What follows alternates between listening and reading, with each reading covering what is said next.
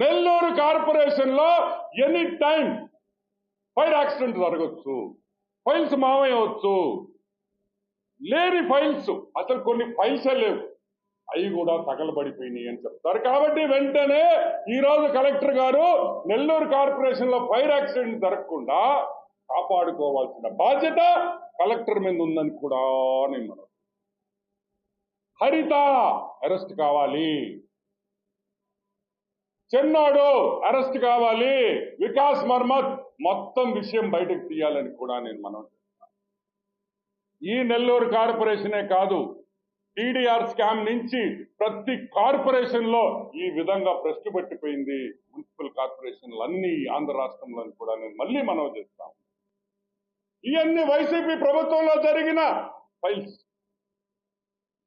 Total Botsa Satyanarayana అండర్లో Botsa Satyanarayana కింద జరిగిన file. ఒక నెల్లూరు కార్పొరేషన్ కాదు, ప్రతి ఆంధ్ర రాష్ట్రంలో ప్రతి కార్పొరేషన్ ఇదే మీ బ్రతుకని కూడా నేను మనం. మీరు కమిషనర్లా దొంగలా,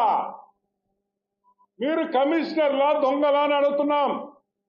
ఈ రోజు మేము నారాయణ గారిని ఒకటే అడుగుతున్నా నేను, సార్ క్లీనప్ నెల్లూరు కార్పొరేషన్ నుంచి మీరు మొదలు పెట్టాలి.